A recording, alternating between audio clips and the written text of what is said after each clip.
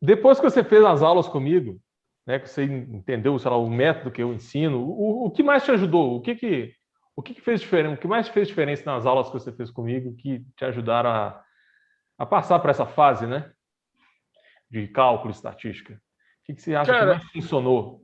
Eu lembro que a gente fazia provas antigas, eu focava muito em lista de exercícios, né, separado por conteúdo. Eu também gosto de passar macetes, né, para você economizar tempo na hora de estudar. Então, às vezes você segue o método do professor, que demonstra muita coisa, então ele passou muito rápido. Se você pega aquela matéria para estudar sozinho, às vezes você fica 2, 3 horas para fazer um exercício. Se você soubesse um macete, o seu estudo ia render muito mais. Então, eu gosto de passar, né, essas noções da minha aula. A minha principal metodologia é: eu passo um assunto específico, um macete e depois uma lista de exercícios repetitiva para você fixar a matéria. Mas, enfim, dessas várias aulas que você fez comigo, né, de aulão, aula particular, dessas 6 matérias, o que você acha que mais funcionou para vocês? O que você acha que cara, mais teve resultado?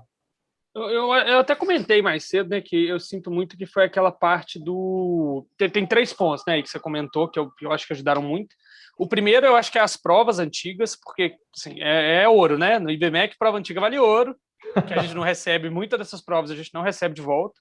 E aí, essa é uma amostra de como o professor ensina, de como o professor cobra, e ter isso em mãos, assim, vale ouro, cara. Principalmente no cálculo 2, na estatística 2, né, que são matérias mais difíceis, mais complexas, você entender como que o professor está te cobrando é muito bom, porque aí você consegue já, né, tomar ali uma frente, você sabe por onde seguir, onde começar a fazer os Sim, exercícios. sim. Então, você já tem uma visão ali de como que o professor aplica a prova. Apesar que, por exemplo, o Lucas mesmo não costuma repetir muito tipo de prova, né? A prova deles Sim, mudam muito. a ideia de fazer as provas antigas não é ter a resolução da prova que você vai fazer. É, É mais entender como o padrão, né, de cobrança do de professor. cobrança do Porque professor. a prova, sei lá, é uma lista com, às vezes, 4 questões abertas, então 10 Sim, questões, né, mais 10 questões menores. Como a matéria é muito grande, não tem como cobrar tudo.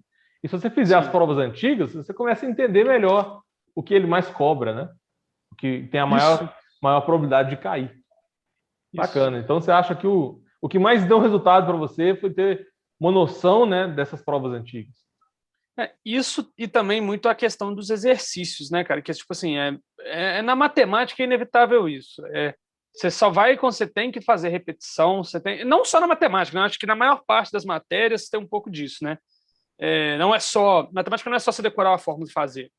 Você pode ler lá o Stuart por horas e tentar fazer um exercício que você não vai conseguir. Agora, se você pega essa matéria e estuda, entende, e começa a aplicar ela, né, fazer ela de maneira prática, principalmente naquele modelo que a gente fazia, né? Eu lembro que cálculo 2 você tinha uma lista de 300 exercícios, era enorme o trem.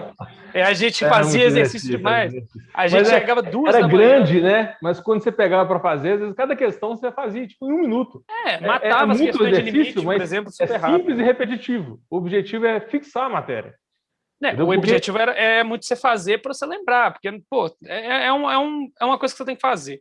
Aprendeu? Faz o exercício no mesmo dia, para você já ter isso marcado aí na sua cabeça, ter e às isso vezes talhado na sua é cabeça. difícil encontrar essa lista de exercícios, João, porque você aprendeu um tema específico, por exemplo, sei lá, circunferência. Vamos supor que é a primeira vez que você viu circunferência.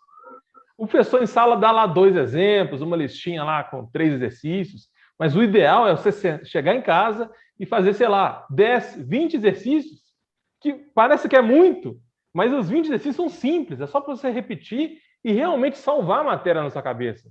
Entendeu? Esse é o Sim, ideal. E muitas vezes é certeza. difícil você encontrar essa lista. Porque às vezes você está lá estudando, sei lá, a regra da cadeia em derivadas. Você acha que você vai pegar o livro do Sturt e vai ter lá uma listinha bonitinha só de regra da cadeia? Não tem, cara. Não vai, Não tem. não vai. Você Vai ter vai um ter que dar uma capítulo com cavada. várias matérias misturadas. Aí você pega a lista de exercício, tem cadeia com um monte de teorema e mistura com desafio. Você não consegue achar essa lista personalizada para você realmente fixar a matéria. Né? Então, Não eu consegue. gosto muito dessa metodologia. A gente pega uma matéria específica, faz uma lista de exercícios repetitiva, simples e repetitiva, para você salvar a matéria.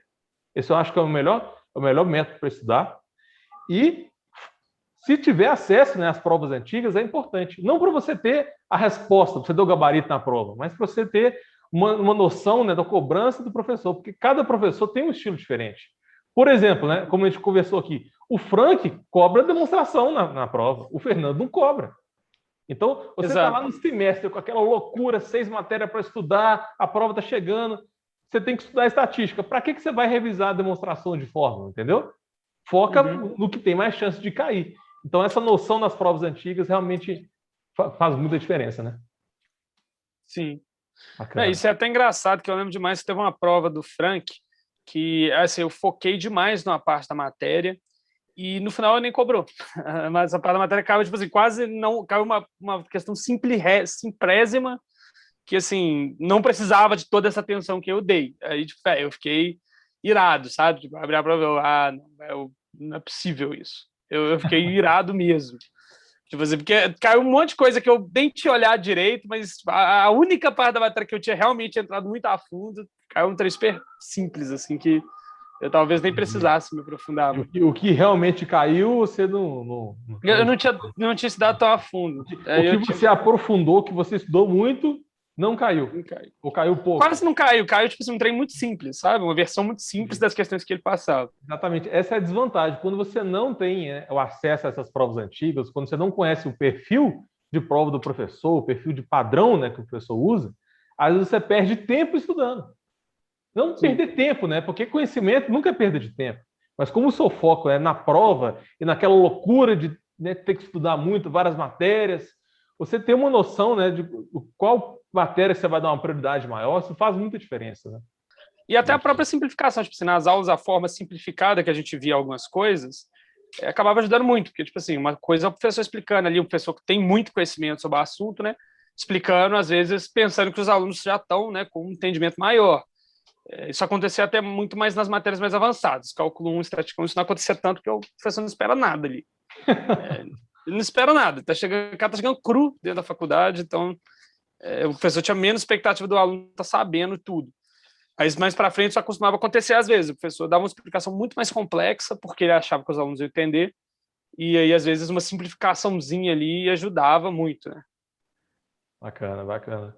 O professor, né, quando ele dá a aula dele, ele tem um horário, né, para cumprir, ele tem uma lista de coisas que ele tem que passar, e ele não pode fazer uma aula informal, tipo assim, vai cair isso, entendeu? A fórmula é essa, é assim, ele não pode, né, numa faculdade. Ele não pode. Ele não pode fazer isso. Então ele tem que realmente demonstrar as formas, entendeu? Usar aquela linguagem mais formal. Tem que ir a fundo. Eu gosto de falar que às vezes eu traduzo o que o professor fala.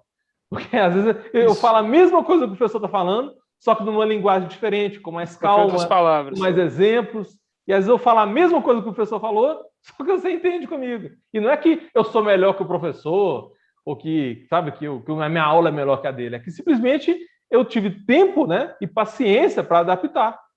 Imagina você estar numa sala de aula com 30 alunos, com cronograma para passar, você não consegue usar uma linguagem personalizada para atender um aluno específico. E você não consegue focar no aluno especificamente assim também, né? Você acaba atendendo todo mundo um pouco, mas esse foco mesmo não tem como fazer, cara.